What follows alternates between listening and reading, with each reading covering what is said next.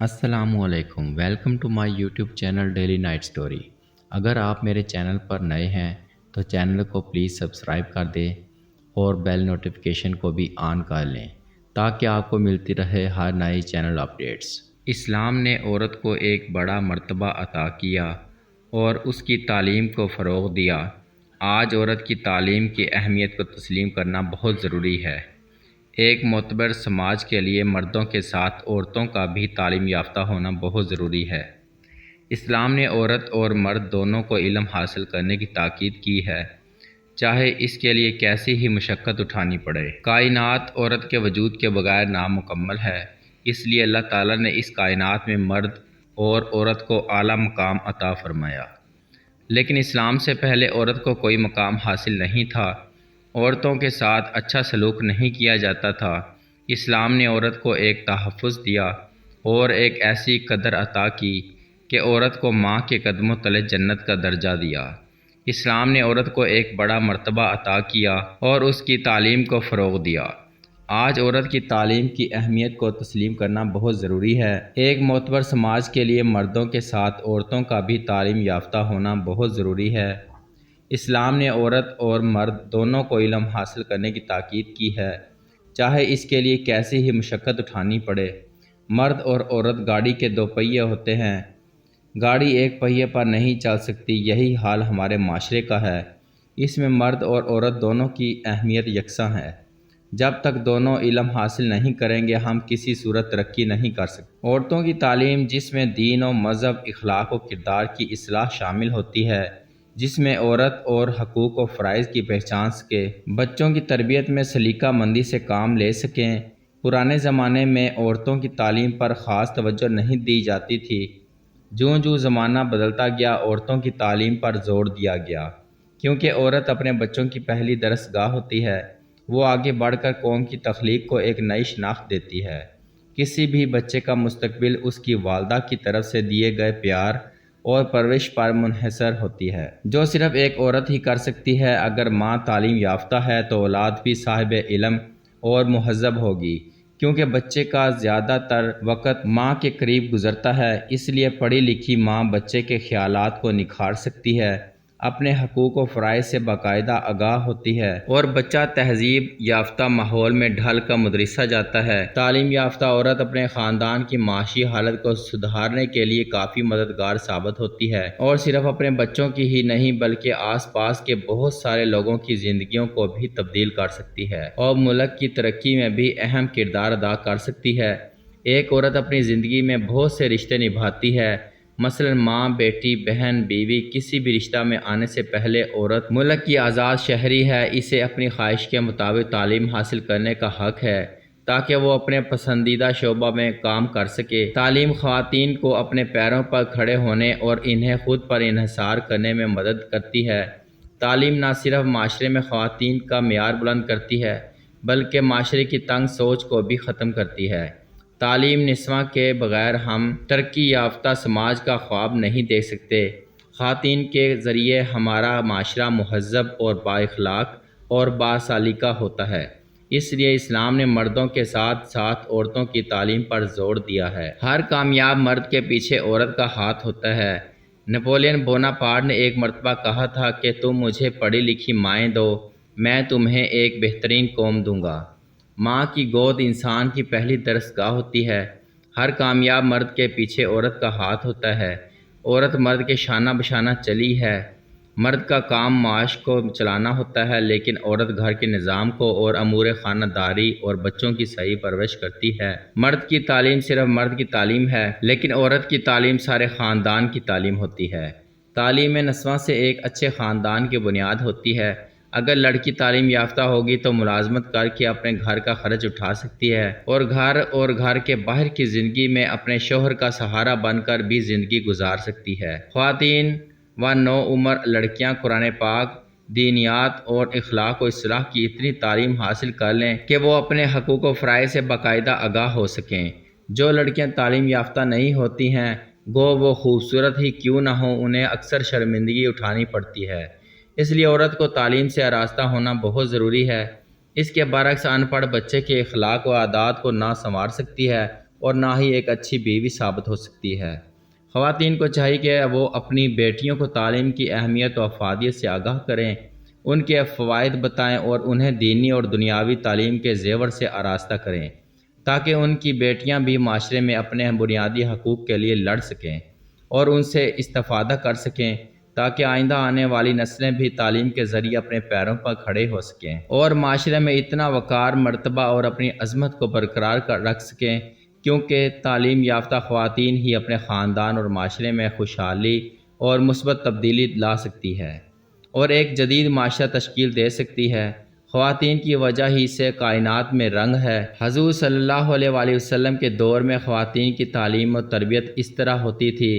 انسانی معاشرہ مرد و عورت دونوں کی قوتوں، صلاحیتوں اور سرگرمیوں سے تشکیل پاتا ہے۔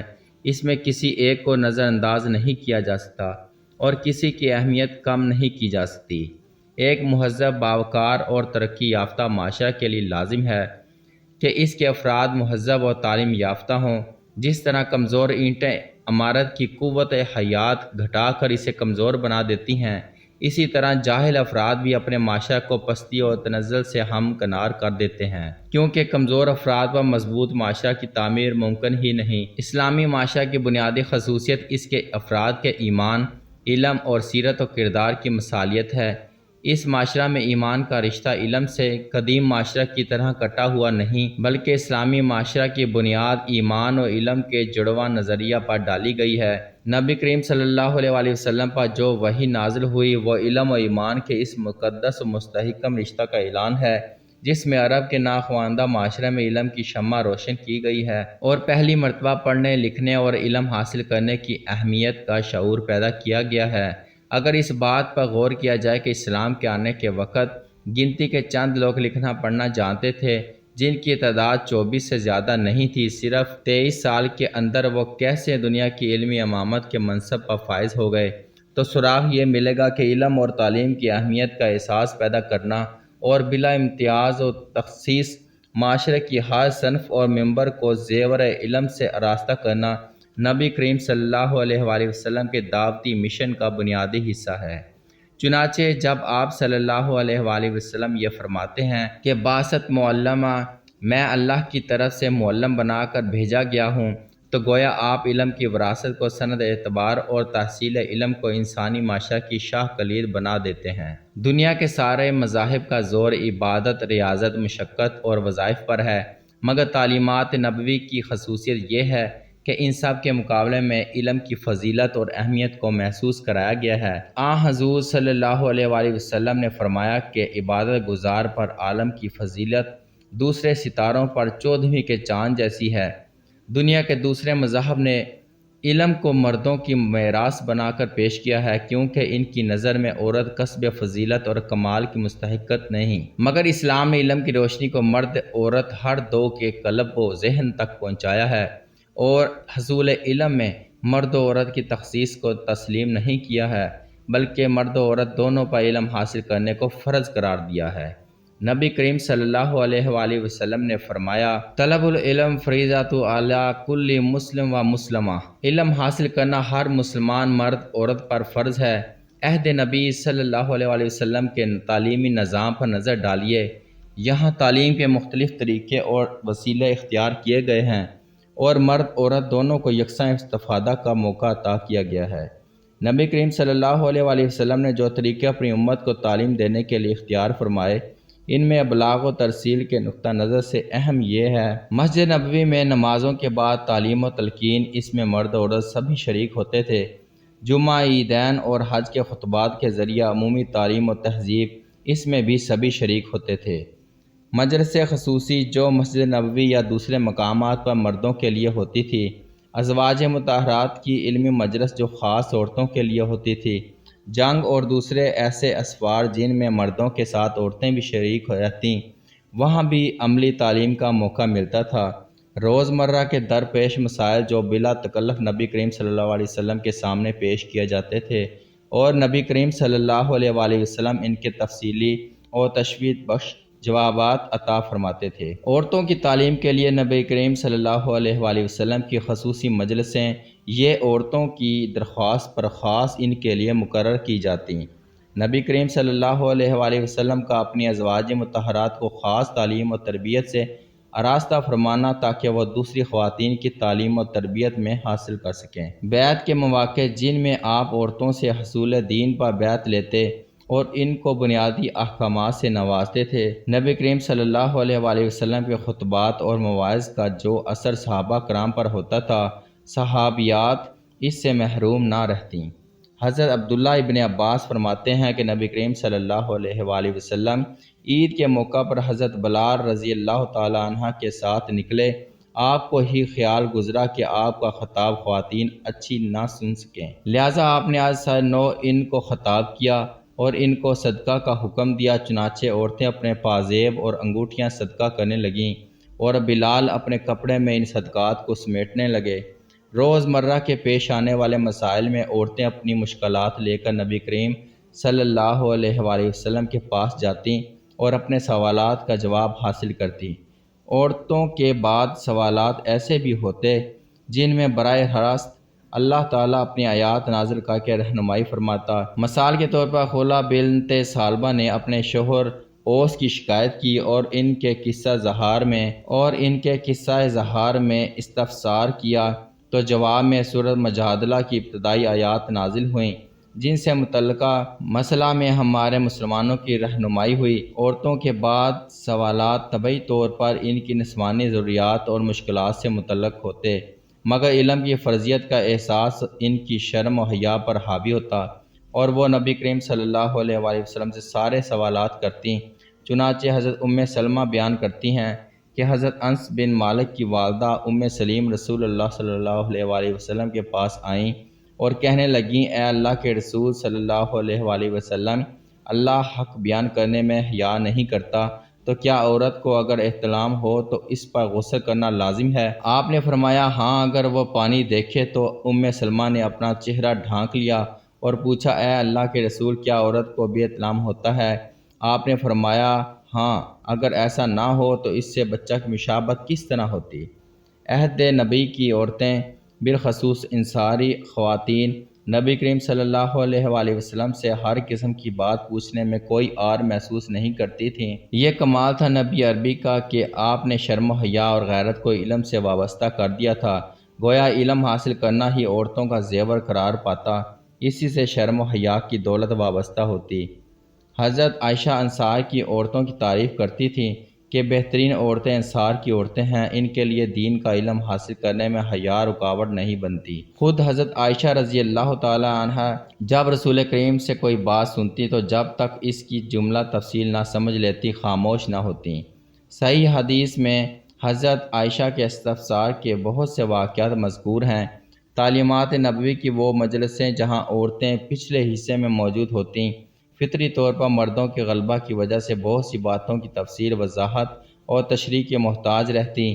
ان کی خواہش ہوتی کہ نبی کریم صلی اللہ علیہ وآلہ وسلم مردوں سے الگ ہو کر کوئی خاص وقت ہمارے لیے مقرر فرماتے جس میں ہم آپ سے پورے طور پر اطمینان سے دین کی تعلیم حاصل کرتے۔ چنانچہ باروایت حضرت ابو سعید خدری عورتوں نے مل کر نبی کریم صلی اللہ علیہ وآلہ وسلم سے یہ درخواست کی، آپ کے پاس مرد ہم پر سبقت لے جاتے ہیں، اس لیے آپ اپنی طرف سے ایک دن ہمارے لیے مقرر فرما دیں۔ چنانچہ آپ نے ان سے ایک دن کا وعدہ فرما لیا۔ آپ اس دن عورتوں سے ملاقات کرتے، ان کو واعظ و نصیحت کرتے اور ان کو احکام عطا فرماتے۔ نبی کریم صلی اللہ علیہ وآلہ وسلم ازواج مطہرات کی خصوصی تعلیم و تربیت فرماتے تھے۔ قرآن کریم نے بھی ازواج مطہرات کی خصوصی تعلیم و تربیت پر زور دیا ہے۔ اللہ تعالیٰ نے ان کو عام عورتوں سے ممتاز قرار دیتے ہوئے فرمایا کہ اور نماز قائم کرو اور زکوٰۃ دو اور اللہ اور اس کے رسول کی اطاعت کرو۔ اللہ تو یہ چاہتا ہے کہ تم اہل بیت سے گندگی کو دور کر دے اور تمہیں پوری طرح پاک کر دے، اور یاد کرو اللہ کی آیات اور حکمت کی ان باتوں کو جو تمہارے گھروں میں سنائی جاتی ہیں۔ نبی کریم صلی اللہ علیہ وآلہ وسلم اپنے معمولات اور سیرت کی عملی تعلیم کے علاوہ بھی ازواج مطہرات کے تزکیہ اور تربیت کے لیے بعض طریقے اختیار فرماتے۔ مثلا کبھی کبھی آپ رات کو ازواج مطہرات کو یہ کہہ کر جگاتے اور ان کو رات کی عبادت اور فکر آخرت کی تعلیم دیتے۔ ایک مرتبہ آپ نے ازواج مطہرات کو یہ کہہ کر جگایا، اے حجرہ والیو، اٹھو، بہت سی خوش لباس عورتیں قیامت میں برنا ہوں گی، یعنی جو دنیا میں بظاہر لباس میں ہیں مگر ایمان و عمل صالحہ سے خالی ہیں، وہ آخرت میں اللہ کے غضب میں ہوں گی۔ یہ تربیت اس لیے بھی ضروری تھی کہ ازواج مطہرات کو دوسری عورتوں کے لیے نمونہ اور معلمہ بننا تھا۔ معلم کو مثالی اور آئیڈیل ہونا چاہیے۔ امید کرتے ہیں آج کی ویڈیو اور یہ درس آپ کو بہت اچھا لگا ہوگا۔ اللہ تعالیٰ سے دعا ہے کہ اللہ تعالیٰ ہم سب کو اس پر عمل کرنے کی توفیق عطا فرمائے۔ آپ اس ویڈیو کو، اس درس کو اپنے دوستوں، اپنے بہن بھائیوں، اپنے رشتہ داروں اور عزیز و اقارب کو بھی یہ فارورڈ کریں، ان کو شیئر کریں اور زیادہ سے زیادہ ہمارے چینل کو سبسکرائب کریں تاکہ آپ تک پہنچتی رہے ایسی مفید ویڈیوز۔ اپنا بہت خیال رکھیں اور دعاؤں میں یاد رکھیں۔ السلام علیکم ورحمۃ اللہ وبرکاتہ۔